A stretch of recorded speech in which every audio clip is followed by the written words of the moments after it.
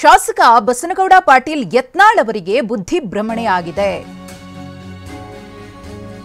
ಶಾಸಕ ಯತ್ನಾಳ್ ವಿರುದ್ಧ ಈ ರೀತಿಯಾಗಿ ವಾಗ್ದಾಳಿಯನ್ನು ನಡೆಸಿದ್ದಾರೆ. ಅವರಿಗೆ ಬುದ್ಧಿಭ್ರಮಣೆಯಾಗಿದೆ.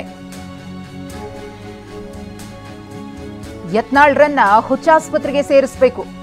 ಬೆಂಗಳೂರಿನಲ್ಲಿ ಎಂಪಿ ರೇಣುಕಾಚಾರ್ಯ ಯತ್ನಾಳ್ ವಿರುದ್ಧ ಈ ರೀತಿಯಾಗಿ ವಾಗ್ದಾಳಿಯನ್ನು ನಡೆಸಿದ್ದಾರೆ.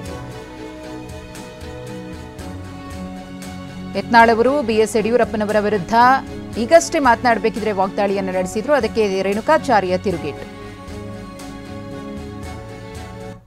ಯಡಿಯೂರಪ್ಪನ ವೀರಶೈವಲಿಂಗ ಸಮಾಜಕ್ಕೆ ಸೀಮಿತ ಮಾಡಲ್ಲ. ಯಡಿಯೂರಪ್ಪ ಎಲ್ಲ ವರ್ಗದ ನಾಯಕ. ಯಡಿಯೂರಪ್ಪನ ಅಲ್ಪಸಂಖ್ಯಾತರು ಒಪ್ಕೊಳ್ತಾರೆ. ನಿನ್ನಂತ ಯಾರೊಬ್ಬನ ಬೊಗಳದಾಸೆ ಹೇಳಿದ ತಕ್ಷಣ ಯಡಿಯೂರಪ್ಪನ ಗೌರವ ಕಡಿಮೆ ಆಗುತ್ತಾ?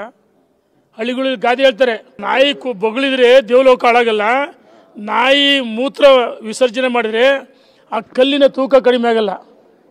ಹಂಗಾಗಿ ಬುದ್ಧಿಭ್ರಮಣೆ ಆಗಿದೆ. ಹುಚ್ಚುಚ್ಚು ಮಾತಾಡ್ತಿ. ಯಡಿಯೂರಪ್ಪ ಬ್ಲ್ಯಾಕ್ ಮೇಲ್ ರಾಜಕಾರಣಿ ಅಲ್ಲ. ನಾನು ಹೇಳ್ತಾ ಇದ್ದೀನಿ, ನೀನು JDSಗೆ ಹೋಗಿದ್ದಿಲ್ಲ. ಯಡಿಯೂರಪ್ಪ ಬ್ಲ್ಯಾಕ್ ಮೇಲ್ ರಾಜಕಾರಣ ಮಾಡಿಲ್ಲ.